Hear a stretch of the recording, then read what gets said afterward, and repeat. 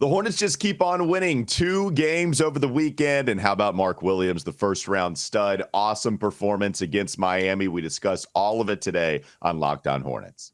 We're Locked On Hornets, part of the Locked On Podcast Network, your team every day. In a minute, cuz we live.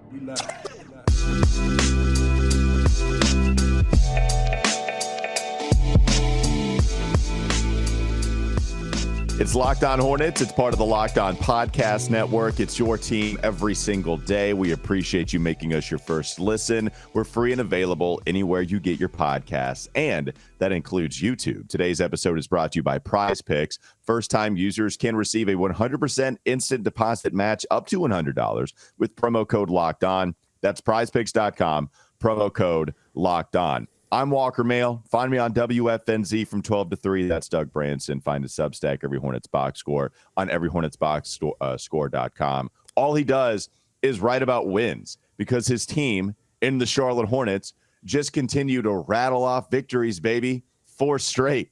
We have 4 straight wins for the Charlotte Hornets as it stands right now, which is, it's funny to say this, Doug, but it is by far the longest winning streak that they've had this season. It is, in fact, I believe, double longer than any winning streak that they've had all season long. And it's coming at an interesting time because a lot of people want draft position and the best odds ever to try to get the Victor Wembanyama deal out of all of this. We can get to that in just a moment, but let's talk about a rookie that we have on the team right now, because the story of the weekend, despite the 2 wins, it was Mark Williams, first-round player out of Duke. That took a while to see some run in the league. Got a lot last night, or 2 nights ago against Miami.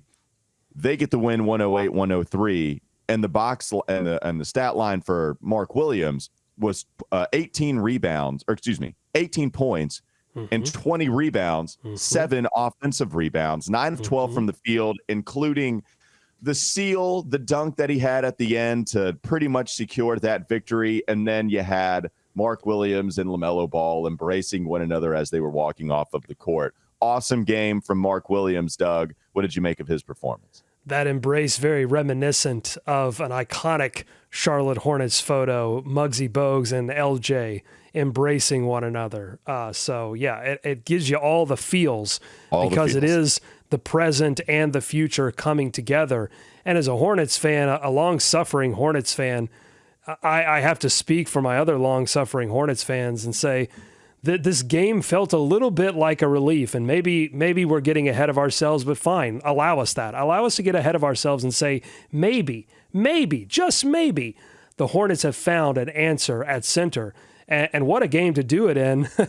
It's a little poetic because the backup center, newly acquired backup center for Miami, was one Cody Zeller, who for a long time was maybe the answer and then wasn't the answer. And then, oh, look, he's playing well. And then, oh, no. And nothing against Cody Zeller. I mean, he came in and did, humans work, for the Charlotte Hornets, but was certainly not the answer. And now it looks like they have somebody that can dominate inside, or at least has the potential to dominate inside defensively.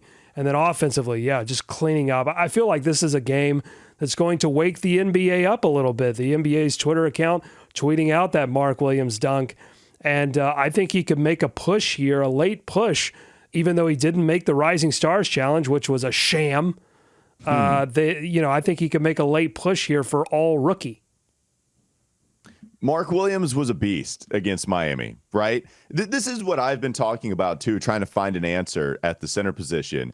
Yeah, we want a great player at center. We want a great player at every single position. We've wanted one at the 5 spot for quite some time now. It is something we've asked for a long time. And finally, we get one in Mark Williams, or at least it looks like that at the very beginning of his career. But, Doug, what I've been asking for, too, is a presence. And even I kind of think Cody Zeller was underrated. But he was never a presence here with Charlotte, right? Like, he was never a guy that was going to swat your bleep all the way into the bleachers if he needed to. He wasn't going to dunk and then rattle the rim in game-saving moments. And even with the rebounding problems, which are very there for Mark, 20 of them, 12 defensive rebounds. And how about the offensive variety where he cleaned up a lot in this game against Miami to get 7 and to have a couple of those second chance opportunities. Plus, Doug, there are times where he's toying with Miami, who is a little small, Bam Adebayo, an amazing basketball player. Well, a little Still small, a little soft. I'll say that. A little soft. No, they're not soft at all. With the Heat culture, baby, that's just what it is. But Well, Mark no, soft on it. I would say interior-wise, yeah, they did play soft. I think Mark Williams took advantage of that. Yes, certainly in this game, Mark made him look like that, and he's tapping the basketball up at the top because he's just taller than everybody. Well, we don't have that as Hornets fans. We don't have the guy that's tapping the basketball up at the top and then just playing keep away with everybody down low like you heathens. This is a big man's game, and Charlotte's here to play again. It's fantastic to watch what he was able to do. Yeah, it's great. And he had a 17-13 game earlier against Oklahoma City in another great matchup. I thought this was a good matchup for him because Bam doesn't really play super aggressive interior offensive basketball. And they don't, you look at this game in contrast to the game he played against Minnesota, and he was in foul trouble early because Rudy Gobert was challenging him inside and Anthony Edwards was driving the basketball aggressively. Miami just didn't play that way. They want to shoot threes. They want to pass it around the perimeter. And that, again, that's going to benefit Mark Williams as he has time to make adjustments. And so, this was a game that played to his advantage. I still think, I want to get ahead of myself. I want to believe, but I still think there are going to be more games like against Minnesota where he gets into a little bit of early foul trouble and struggles to put up the numbers. I don't think that this is the beginning of sort of a Linsanity type of, consecutive games where he's putting up these monster double-doubles. I don't think that's what we're in for.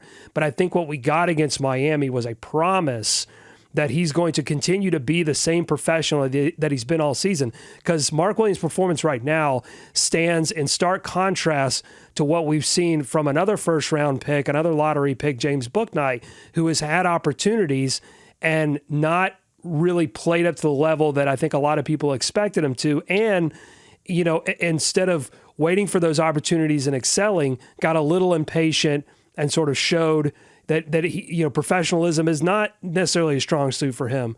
So, Mark has done that, and I think he's going to continue to do that. And I'm super excited that he's finally starting at the center position.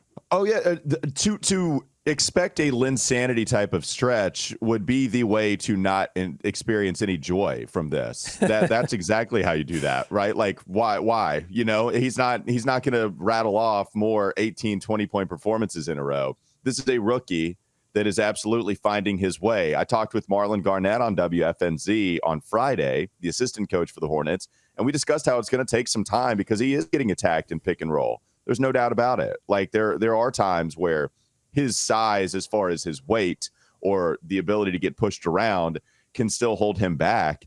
But if we are viewing this under the context, which we should, in my opinion, being the fact that he has not been a part of the rotation all year long. This is how many games has he played now? I know he's only started over a handful, if you subscribe to 5 being a handful now. If he's only played a handful of starts so far, and he's giving you the 17 and 13s, now the 18s and 20s, and he's going to have other games where he does get in foul trouble, and then he has to exit, and Nick Richards is going to come in. But if we view this under the context of, let's keep stacking up some good games overall and then trying to paint a big picture in the horizon, then yeah, it's fantastic. Like we haven't had anybody that can do this. So that's what you love to see. And you can't discount showing up in the fourth quarter. I mean, this was a narrative game. I think this game is going to, seal his image in a lot of fans' minds. It's going to give him a little bit of leeway for the rest of the season as he continues to learn. People are going to go, okay, that's fine. He had a rough game here, but man, 18 and 20, that's what he's capable of. That's what he, somewhere close to that is what he can consistently put up in seasons to come. Then we're totally okay with that. It is his rookie season. What I think you also like from this game is that LaMelo and Mark seem to be figuring that timing out. It's not all the way there, but they're pounding it. Like there were several plays, consecutive plays late in that game where LaMelo and Mark were looking for one another, and that's super exciting. And the question is, can they lock in the timing on the first level? I don't even think that's a question. They will. But then get to the second level where you're going LaMelo to Mark and then Mark to someone else. Oh, boy. Then this Hornets offense suddenly looks really exciting. Well, and that's still Mark, by the way, as far as the timing. It's not LaMelo, right? It's Mark trying to figure out or base, and it's even that step that's just not quite quick enough at first, here, and you expect it to come along. But you're right. Like, so the timing is really just about, okay, Mark needing to figure it out, and then that's when it all will come. But if you want to bring up LaMelo and Mark, and also fourth quarter moments for the rookie, you can also look to the Atlanta Hawks game. This is not the only time where Mark has shown up late. Mark had the biggest play in the Atlanta contest to help secure that victory. And then LaMelo tapped that basketball out in a fast break opportunity. So now here you have it against Miami. So there's a couple fourth quarter moments defense for you. And offense. That's what I'm saying, with the, excuse me, still recovering, not 100%. You got it. I kind of look like I got a Rudolph the Red-Nosed Reindeer look going on right now on camera. You caught it from me. It's okay. If you want to check. Yeah, well, I didn't catch it from you, but I do feel like this is a little karmic retribution for me making fun of your phlegm, that after doing that, I immediately catch a cold. That's correct. But I love that Mark is showing up on both ends, and that's the Zeller. That's kind of the Zeller comparison, right? Zeller was so great for the team offensively because he could run the floor, God Zeller, dunk it, roll hard. But you always had to find a complement for him with your backup center position, or Cody Zeller was the backup, and you had to find a complement for him at starting center. With Mark, I think you finally have someone that Steve Clifford honestly has been looking for a long time, an anchor at the center position on both ends of the floor. Fun game from Mark. Let's talk a little bit more about what happened this weekend and 2 straight wins, and ask a pretty important question going down the stretch. Coming up next on the Locked On Hornets podcast. Don't go to sleep on the Hornets just yet. Is it actually a good thing that the Hornets keep on winning? We're going to ask that and dissect it regarding the tanking conversation, and that is going to be coming up next here on Locked On Hornets. This episode is brought to you by PrizePicks. PrizePicks is an awesome fantasy app where you pick 2 to 6 players, and if they score more or less than their PrizePicks projection, you can win up to 25 times your money on any entry. There's no competing against other people. It's just you versus the projections available, and they offer projections on really any sport you watch. That includes the NBA, NFL, MLB, men's and women's college basketball. March coming up soon. You'll want to get involved in PrizePicks there. Esports, NASCAR, tennis, MMA, Euro basketball. There's so many other sports. Entries can be made in 60 seconds or less. It's that easy. You have safe and fast withdrawals, and they're currently operational in over 30 states and Canada. Download the PrizePicks app or go to prizepicks.com to sign up and play daily fantasy sports. First-time users can receive a 100% instant deposit match up to $100 with promo code Locked On. And if you deposit $100, PrizePicks gives you $100. If you deposit $50, PrizePicks gives you $50. And you don't forget to enter promo code Locked On at sign up for an instant deposit match up to $100. More Locked On Hornets coming up next. Doug, don't look now, but they could be going on a 5-game winning streak, the Charlotte Hornets, because they're on a 4-game winning streak. They won the 2 after All-Star break, and their next contest is tonight at home against the Detroit Pistons, who are among the bottom 4 teams in the NBA, the category which the Charlotte Hornets sit with as well. But it could win 5 in a row. And 5 in a row is quite a lot for this team that is one of the bottom 4 teams in all of the association. It has people asking whether this is a good thing or not, right? Like, I know we got a question that was written into us to really ask, hey, should we be winning these games? Yeah, this question comes to us from Rolf on Twitter, and this show is international. I don't know if you know that. Excuse me. Hi, guys. This is from Rolf. Hi, guys. Living in the Netherlands makes it hard to see every game because of time differences. That's why I'm listening to your pods every day to keep up with the Hornets. Even with a season like this, still supporting the team, I just wanted to ask you, the latest wins that the Hornets are making, what are your thoughts? Is this team good enough, even if when Bridges comes back, to get into a playoff play-in next year? I do think that tanking is never a good mindset, but throwing a good draft position away this late in the season is also a risky move. Hope to hear your thoughts on this for the next pods. Keep up the good work. Thanks, Rolf. We appreciate it. Is it a good thing? It would have been had it been at the beginning of the year. And in all seriousness, it doesn't matter now. I don't change my answer when we kind of flirted with this topic last week of, is it okay to win games this late into the season? I think the Hornets are pretty cemented in their spot right now. It was always going to be tough to catch the San Antonio Spurs for a worse record. They've lost 16 straight. I mean, they're doing a masterful job losing games. The Houston Rockets, I mean, Jonathan Givony just went on the Zach Lowe podcast the other day, the Low Post podcast, and discussed how much of a dumpster fire that organization is right now. You also had Brian Windhorst talking about it. You're not going to be able to catch Houston. You're not going to catch San Antonio. And Detroit was one where I could see you catching them because they're a young team. They could be getting better at the end of the season. And they've beaten you twice already. I mean, you talk about the Hornets having an opportunity to extend this winning streak to 5. I think it's going to be really interesting. Can they beat the Detroit Pistons? They haven't been able to do it. I think it's actually going to be a real test for them. Sure. And so all that to say, yes, if they lose, then there you go. But even if they win this game, Doug, they're pretty cemented, in my opinion, to get this 4th draft best odds in the lottery. So Orlando right now, they are 6 games up, 5.5, I believe, if you are technical. Yeah, they lost 1. They are 5-5 in their last 10. And really, Orlando is the only team that you really worry about. Over on the West Coast, you do have the Lakers that are 28-32. Orlando is 25-36. I'd really not like to catch Orlando. I don't want to keep winning in order to catch Orlando and then get another drop in the odds, but I don't have any problem with what's going on right now. Well, first of all, what I would say to Rolf is thank you so much in Dutch, which according to Google is ontzettend bedankt.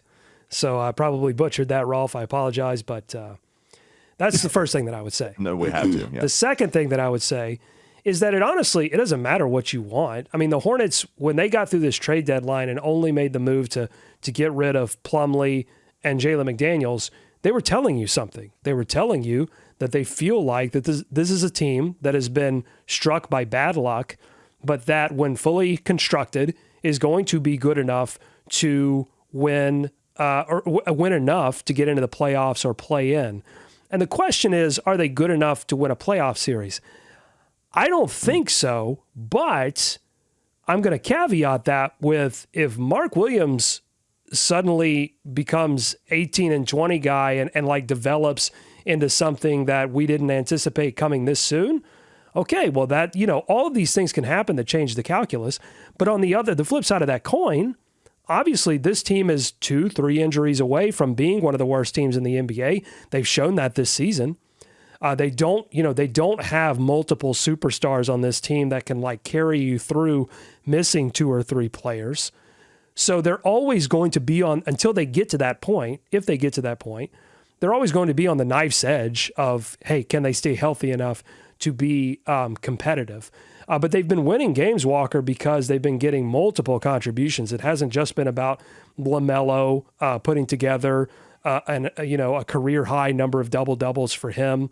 It hasn't just been about Mark Williams starting to show out. It's been about Gordon Hayward suddenly turning into this like aggressive version of Gordon Hayward who shows up in the 4th quarter. He did it against Minnesota and against Miami, making these big 4th quarter mid-range shots that are nearly unguardable. Like you're really just depending on Gordon Hayward to miss, very similar to kind of the Jimmy Butler type of shot. That's been there. DSJ's defense at the end of that Miami game was absolutely critical. And so you're having all of these pieces come together, coalescing to equal Hornets wins. And you also have to look at the fact that like Minnesota without Towns, they're faltering a little bit. Miami is a team, both of these teams had winning records coming into their games, but Miami was on a big losing streak. They're having some sort of existential crisis about what's going on there. And they were missing Kyle Lowry, who just tends to devastate the Hornets in general. So there are a lot of caveats. So I'm not like totally worried about them going on like an historic winning streak. I think they will find ways to remember why they are in the position that they are in. But look, they're going to be better than those teams that you listed, Walker. There's no doubt about that.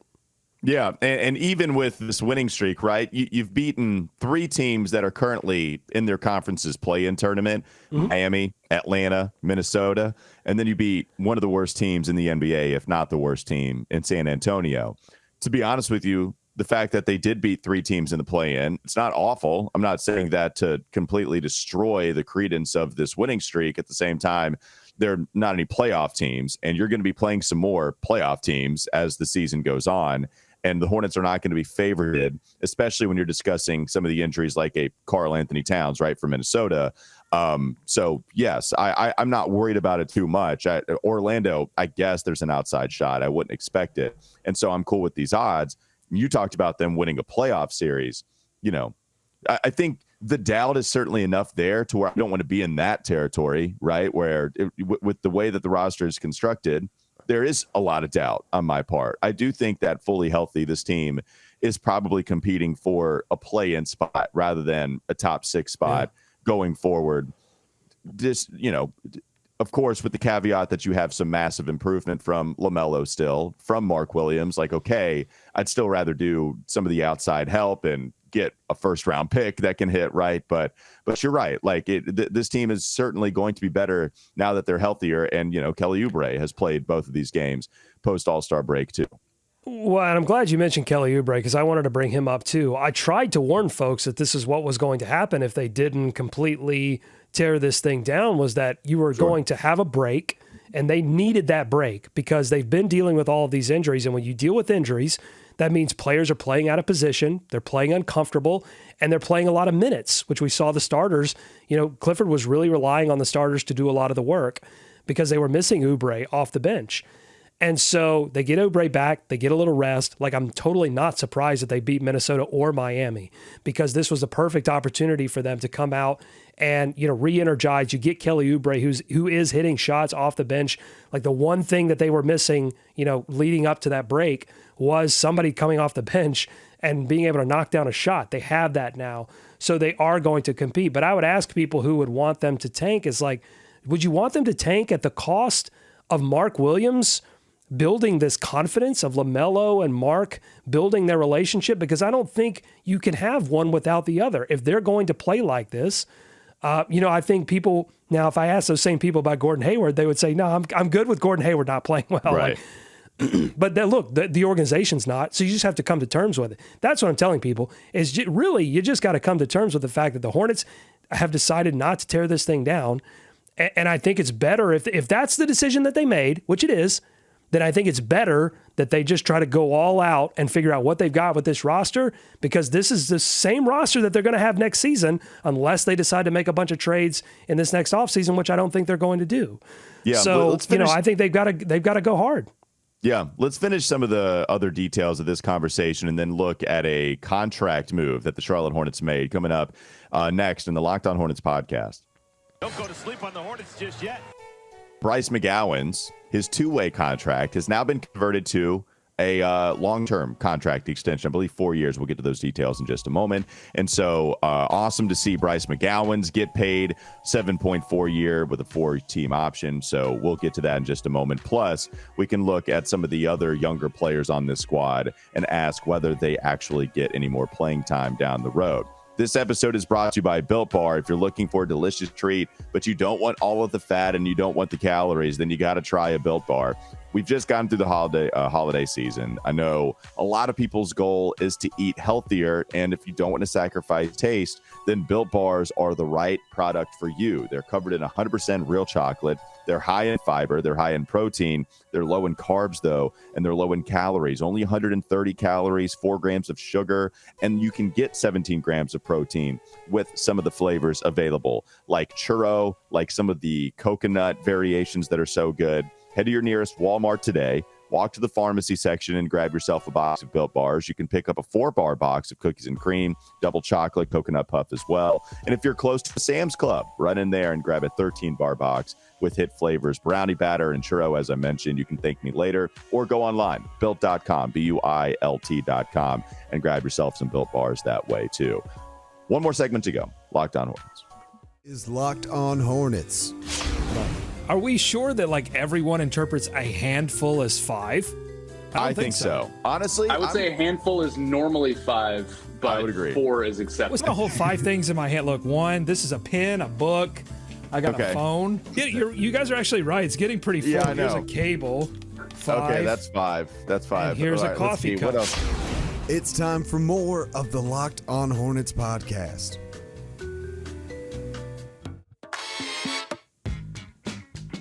All right, Doug, let's talk about Bryce McGowens first. He got his 2-way contract changed, and now it is an extended contract, 4 years, worth $7.4 million with the 4th-year team option in place, and that's about $2 million per, 1.85 to be exact. So now Bryce McGowens is not on the two-way deal anymore. And the question could be, why did they decide to do it this late into the season? So why do you think the Charlotte Hornets decided to convert that two-way deal into a 4-year contract now? Well, they were coming up on the point at which I think they would have been capped at the amount of games that he could be involved in before you had to make that decision. So I just think they waited till really the last point at which they could do that, and they needed to convert, because I think the whole time, I think this whole season, or there probably was a point at which they were like, okay, Bryce has got the goods, and he is matching what we thought we were going to get out of him when we moved up to pick him in the second round, the early second round. So once they confirmed that, I think the idea was always to try to turn this into a long-term contract, because the numbers are so favorable. I mean, it works out to like $1.7 million over the next, 4 years. Like, that's great. That's great value for a player that I really believe has the potential to be a star in this league. Now, I'm not predicting that it's going to happen, but just everything that I've seen from him in terms of the defensive effort that has surprised me, to his comfort on the offensive level, his ability to get his own shot, his length, his just body type. I think he could be the future star small forward on this team. I really have those kind of high hopes for him. I think the organization does too, and you get to watch him grow on a value contract like this. I think it's a brilliant move on the organization's part, and another second round success for Mitch Kupchak. It does show that they're ready to buy in, right? I mean, and he can be that 2-3, the guy that can handle the basketball for you. But the thing about Bryce McGowens that I like the most is that he's aggressive. He's not afraid at all to go get that shot in the paint. And you just mentioned, finding his own shot. But a lot of times that can come by being aggressive and getting downhill and trying to finish at the rim, which is something that LaMelo Ball struggles with a little bit right now. And if you wanted to pair that backcourt, you're talking, if Bryce McGowens, if he reasonably figures it out to the point where he is an important rotation piece to this team going forward, right? You're discussing 6'8" LaMelo Ball at 1, 6'7", excuse me, now it's catching up to me, goodness gracious, 6'7" Bryce McGowens at 2. That is a long backcourt. Yeah, no, absolutely. And the thing that you love about Bryce is it's the aggressiveness, yes, but it's intelligent aggressiveness, because I think we've seen aggressiveness from James Bouknight at portions when he's gotten the ability to play, and it hasn't always been intelligent aggressiveness. We haven't seen the aggressiveness with Bryce that comes with like the consecutive devastating mistakes. He's had rookie mistakes, Bryce has, but I think Bryce is where he is right now because he's able to contribute even if for, multiple possessions, he's just standing in the corner while Terry Rozier, dribbles the air out of the ball and goes for a layup. Like, he's had those moments offensively, but then defensively, he can still contribute. And so, like, that's what I really like about Bryce. I really feel like he's a piece for this team. And so, kind of transitioning this conversation into what can the Hornets do, moving forward as they transition from look, there's going to be a period here, and we're in this period now, where they are not mathematically eliminated from the playoffs, and they're going to operate as such until they are mathematically eliminated from the playoffs, which they will be. I don't know how long that's going to take, but they will be. And at that point, I think they've got to then start to answer some other questions, which is Bryce McGowens. What do we do if he's more involved? If we actually look for him like we've been looking for Mark Williams? We got to give I think they have to give James Bouknight a shot. And one more shot as they evaluate, is this a player that we're going to, continue to work with moving forward? Kai Jones, who got some playing time because PJ Washington was out against Miami with a foot sprain, he may get some more time. So they've got to continue to look at Kai Jones. That's an interesting player for me because, every time Kai Jones steps on the floor, his energy and intensity stand out, but so does his basketball IQ, and not in a great way. I'm willing to be patient, but Kai Jones might not be patient. He might want to go to an organization where he has a little bit more of an opportunity, because obviously the 5 spot is a little bit locked up right now. It's clear he's uncomfortable playing the 4. So a lot of questions still left to answer. I hope they start answering them once they're mathematically eliminated. Well, and finally, I mean, if you want to talk about James Bouknight, And I guess he could be done with this team. There's a possibility of that because, I mean, he's getting DNPs in Greensboro, and I'm not sure what that's about. His stats aren't that great in the G League. The efficiency's not really there. And the other thing here too, Doug, is the fact that if you look at the payroll, you have not had to have this conversation as a Hornets fan in quite some time. PJ, Miles, even Mark Williams now. I can't imagine that we're having this conversation then. But I'm looking at his contract, and there's a team option for next year at $4.5 million. What is the decision there? Is it the fact that he's a first-round pick, and so you just go ahead and continue to move on with James Bouknight and pick that option up? Or is there a real shot that they move on, just want him off of the books, and you gave Bryce McGowens a contract, right? Yeah. Second round stuff, right? It's different because Bouknight is first round, and I get it. So there's something different there. You gave Bryce McGowens a contract. And the fact that we haven't had to have the idea of, well, maybe they just don't pick up the team option for the other first round picks because it was clear that you did. It's not clear at all that you do that with Bouknight going into next season. Yeah, well, here's the bad news for Bouknight. Well, there's a couple of pieces of bad news. One, it looks like they're going to try to compete next season. And if you're a team trying to compete, then you're going to evaluate players based on that. Can they actually contribute to your rotation? Not, can we continue to develop this player for many years to come? Okay. That's bad news number one. Bad news number two, he plays for a team owned by Michael Jordan, who notoriously does not want to pay the luxury tax. Okay. And so $4.5 million, while it's not a lot compared to some of the other contracts that they have, could marginally be the difference once they re-sign PJ, and we speculate they will sign Miles Bridges to some kind of deal. Could make the difference, $4.5 million, between paying the luxury tax and not paying the luxury tax. And if that's the decision, then it's goodbye Bouknight. Okay, so those are the pieces of bad news for James Bouknight. I mean, yeah, and that's a first round pick, man, and that was somebody we were all, for the most part, excited about because you had him fall. People thought James Bouknight could go a little bit higher up in the draft process, and eventually he fell to you, where you were selecting number 11 overall in that NBA draft, and you decided to take him. And with Kai Jones, we always knew there was potential for Kai Jones to be 3 years away before he was ready to contribute. We knew the risk there. But with Bouknight, you were hoping that he could come in and help right away. You had your moments. You had the Sacramento game. We'll have that for a long time. But are there any other Sacramento games on the horizon? And the Hornets might tell you no by not picking up the team option. There's a very real possibility of that.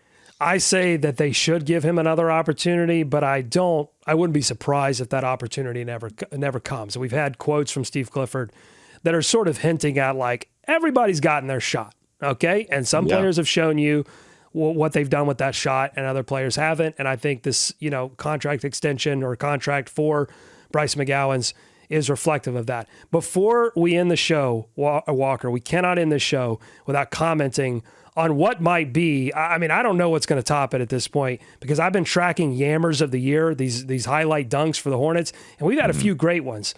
But the one that DSJ put on, I mean, that to me is the leader in the club. It might be a top dunk in the NBA.